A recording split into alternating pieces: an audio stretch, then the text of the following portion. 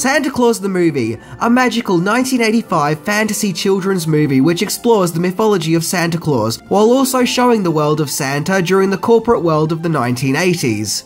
To me as a kid, the movie was simply magical and awe-inspiring. I mean, yes, I know it has its critics, but when I was a kid, this film always got me in the mood for the festive season, and watching it each year became a tradition.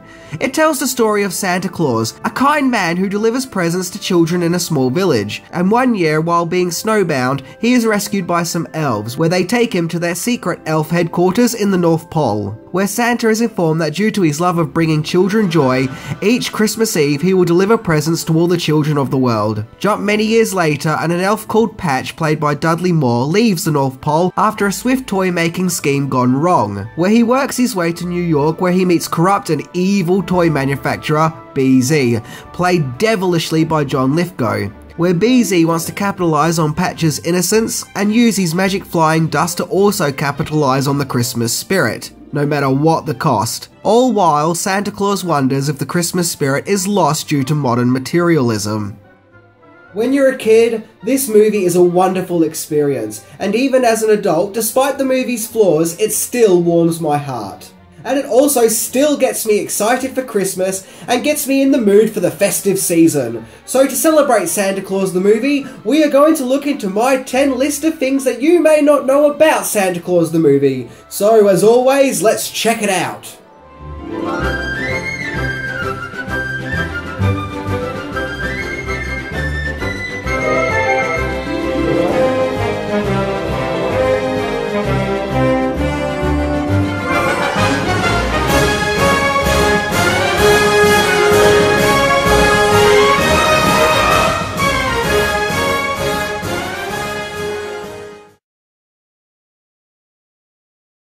We're going to give them away free.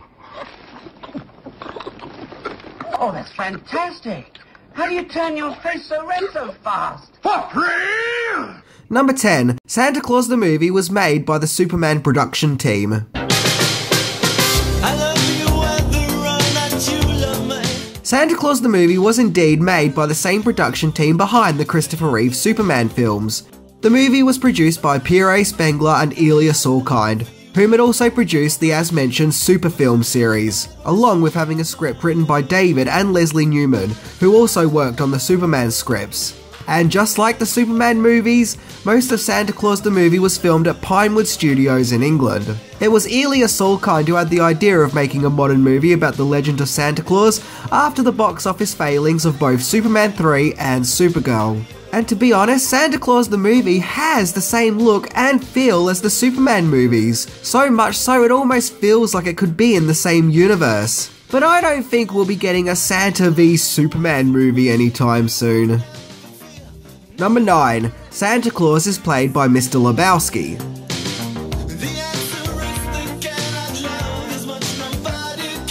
The role of Santa in Santa Claus the Movie is the most important aspect of the film, as the legend of Santa is the basis of the movie, naturally. And the actor who played the part was David Huddleston, and he played it with such kindness and warmth. And when I was a kid, to me, this wasn't some guy playing Santa, this was Santa personified. Just how I always imagined him to be. He was just so sweet and sincere, it's almost heartbreaking. So what other movie role is this man who appears so kind and caring also most well known for? Why, of course, the nasty old man who yells and talks down to everyone in The Big Lebowski, of course. Well, that's slightly earth-shattering, I don't mind saying.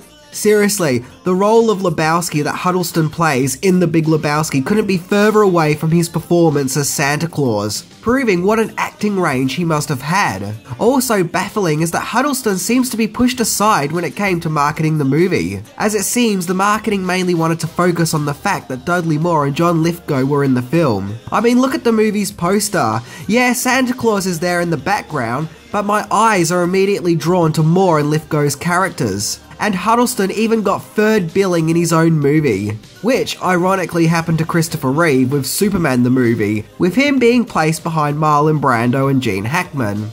Even one of the trailers for the movie mainly focused on the comedic exploits of Moore and Lithgow. Don't you believe in Santa Claus? Why should I? I wonder if the lack of focusing on Santa, you know, the main character in the movie in which the movie is based on, affected the movie's marketing, and thus affected the movie's poor box office performance. Number 8. Santa Claus the Movie often gets confused with another popular Santa movie.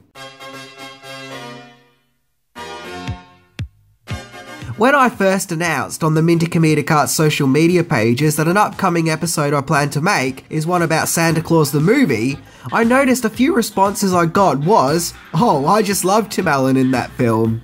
This, of course, is a reference to the 1994 Christmas movie, The Santa Claus. I then looked further into the situation, where I discovered it's actually a common thing that people get the two movies mixed up and confused, and I can only imagine it's because the titles are similar. What with one of the movies being called Santa Claus the Movie, whereas the other one is called The Santa Claus. Because other than the Santa Claus connection, the movies are actually worlds apart. The Santa Claus is more of an oddball comedy, where Tim Allen plays a salesman who accidentally kills Santa. So in an unintentional body horror-esque transformation, we see his character morph into the holly jolly big guy. But to me, Santa Claus the Movie is better than The Santa Claus, as it delivers the Christmas magic and joy. But that's just my opinion, as no doubt there are those who grew up watching The Santa Claus who will prefer that movie. Number 7. The Search for a Holly Jolly Director.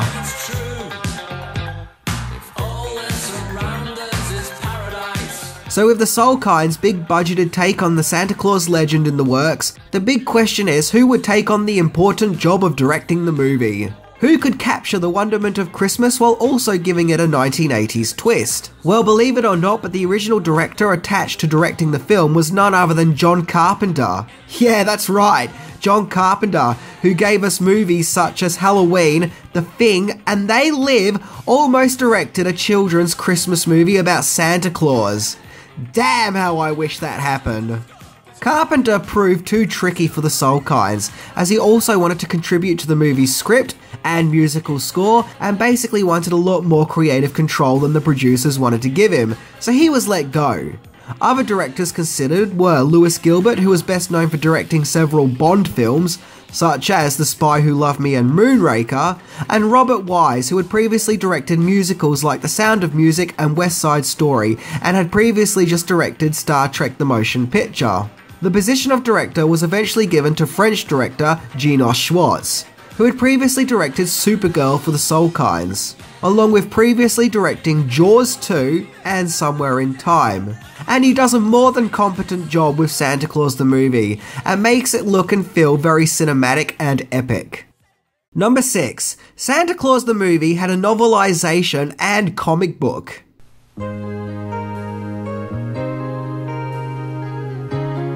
If you thought Santa Claus the Movie wasn't straightforward enough, then you needn't worry, as there was a novelization based on the movie. But look at the cover! What's this? A piece of Santa Claus the Movie marketing that actually focuses on David Huddlestone's Santa?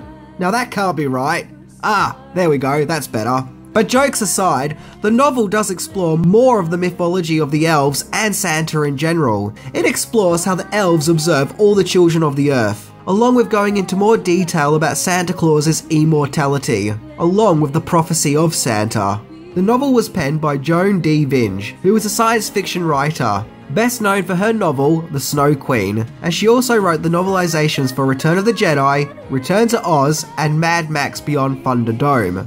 Then of course there was the one-off comic book special released by Marvel Comics. Yep, Santa is officially part of the Marvel Universe now. And the comic even features scenes that weren't in the movie, like when Santa gets his hands on the Infinity Gauntlet and tries to destroy the Avengers while calling them all, quote, little girls.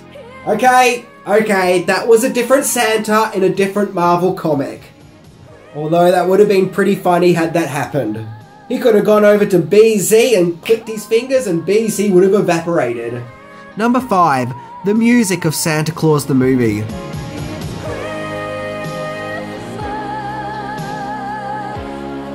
The movie's score was composed by movie composer Henry Mancini, who was immortalised in pop culture for creating the Pink Panther theme, along with composing all the old Pink Panther films. Whereas the Pink Panther score was sly and mischievous, you can tell with Santa Claus, Mancini set out to capture the wonderment and youthful innocence and magic of Christmas. The song, It's Christmas All Over the World, was written for the movie with the intention of getting a well-established pop artist to sing the song as a tie-in release single to help promote the film. The original choice of singer to sing It's Christmas All Over the World was Freddie Mercury, but he was unavailable due to him and his band Queen working on the music for another movie at that time, Highlander. So Sheena Easton was then chosen to sing the song. Easton at this stage was no stranger to recording songs for movies, as she had previously performed the James Bond song, For Your Eyes Only. The song was a huge hit at the time and has gone on to become a Christmas anthem in its own right, with it constantly being used over the Christmas season, with now several different versions of the song with different performers. I wouldn't be surprised if more people knew about It's Christmas All Over the World than they do Santa Claus the movie. The irony being, the song was probably more successful than the film. Paul McCartney was asked to record a song for the movie, in which he recorded the song Once Upon a Long Ago, which subsequently was rejected. Although there are conflicting reports surrounding this story, as some claim that Once Upon a Long Ago was actually written for The Princess Bride but was ultimately rejected for that movie. So take that piece of information with a grain of salt. Number 4. Even Santa likes Happy Meals.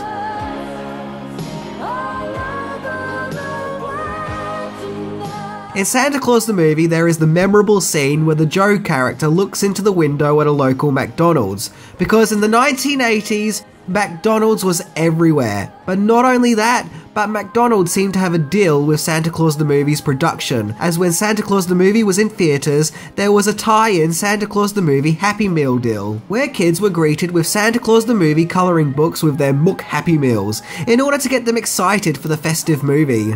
But I don't know about paper-based Happy Meal toys. It reminds me too much of the oil-stained E.T. posters that came out a few years earlier. All I can say is that it's a good thing we don't see Santa set anyone on fire with his sleigh, or John Lithgow's character vomiting up green slime, or otherwise McDonald's may have pulled out of its Happy Meal promotion like it did with Batman Returns. Number 3. Santa Claus vs. Rocky. Santa Claus the movie was released on November the 27th, 1985, and it just so happened to be released the same day as Rocky IV, which gave Santa Claus the movie a stiff competition. Yep, it seemed the legend of Santa Claus was no match for Rocky's Cold War adventure and awkwardly out-of-place robot, as Rocky IV absolutely dominated the 5-day Thanksgiving weekend. And if that wasn't enough of an obstacle for Santa Claus the movie to face, the following week the Steven Spielberg produced children's movie Young Sherlock Holmes came out. But despite going up against a Spielberg produced film, Santa Claus the movie still financially outperformed Young Sherlock Holmes. But sadly, releasing the movie alongside Rocky IV may have automatically set the movie up for failure, which brings me to my next point. Number 2, the movie was a flop.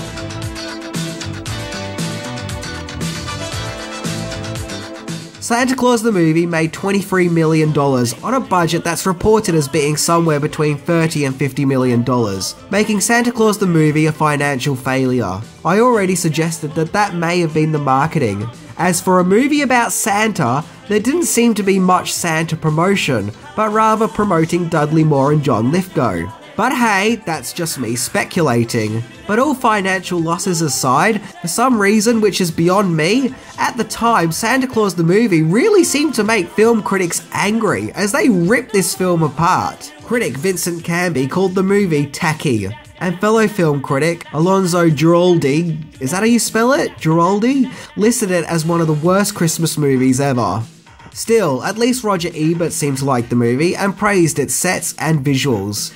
Despite its criticism and bad box office performance, as a kid I loved this movie, and it delivered a fun, compelling story about Santa with plenty of joy. It's just a harmless kids movie. And happily, as time has gone by, the movie has earned a cult status of adoring fans who also loved the movie growing up. So it's nice to know that in recent years it's gotten some more praise and recognition. And let's face it, when you're a kid, you don't think, oh, I don't like this movie because it has poor art direction or because the sets aren't as good as I think they should be. No, you like a movie because of its fun and its joy that it brings. Number 1. Festive casting possibilities. When the movie's production was announced, word had it that Del Boy actor David Jason and second Doctor Patrick Troughton would be starring as elves. That didn't happen. However, one of the elves was played by Christopher Ryan, aka Mike from The Young Ones, who actually turns up a lot throughout the film despite having no speaking part. When John Carpenter was at the helm of Santa Claus the Movie, his original choice of Santa was Brian Dennehy, who would have been an interesting choice, but it was felt that he didn't have the warmth for the part, probably because everyone remembers that time he was picking on Rambo.